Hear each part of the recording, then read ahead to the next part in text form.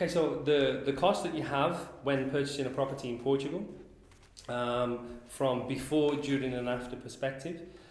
Initially, when you're purchasing the property, what you will have is you will have IMT, which is the biggest cost here in Portugal. It's on a sliding scale and can go up to a maximum of 6%. You will have stamp duty, which is 0.8% of your purchase price, and then you have various registration fees, which is somewhere around €1,000. They're the government fees that are involved when purchasing a property. You will also have any legal fees, which will be negotiated between you and your lawyer. To give you an idea, they will range somewhere between €5,000 and €7,000. So usually around about 1 to 1.25% of your purchase price.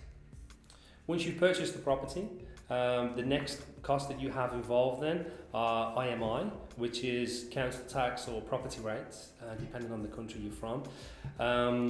You have utilities. You usually have a condominium fee. Here in Portugal, the buildings are generally very small. They're only 4 or 5 stories that consist of maybe 12, 20 apartments.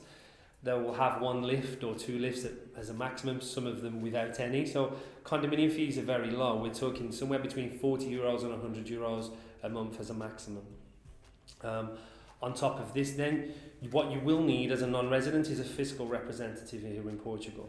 A fiscal number is a tax number, and every year you need to do a tax return. As a non-resident, you do have to have a fiscal representative.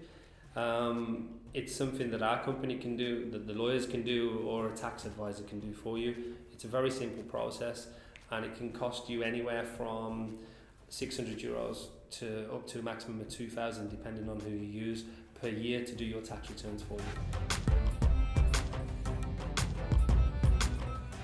Okay, when investing in Portugal into the real estate market, and in particular in Lisbon, you can expect really good rental returns.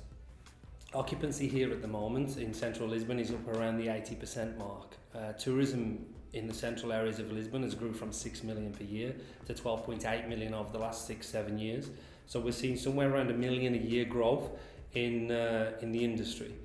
This has led to very good demand for properties on the Airbnb market, and gives really good returns, which is attracting a lot of investors to Lisbon at the moment, not just from a golden visa perspective, but from a general investment.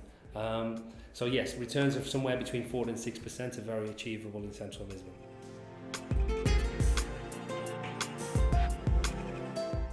Over the last 4 or 5 years, we've seen substantial growth in the historical old town of Lisbon. What we used to have was a very old and tired-looking property market, especially in downtown Lisbon. And during the last 4 or 5 years, there's been a lot of investment into that. So investing 4 or 5 years ago would have obviously made you more money, but it was much more risky and took a lot more vision. Investing nowadays, you get to see a property market that's around 50-60% finished. So there's still lots more potential for growth and returns. But you also now get to see a huge increase in tourism here. So you can start to see your returns. You don't have to imagine them anymore. So it makes for a much safer and easier investment for a non-European client coming in and not understanding the market.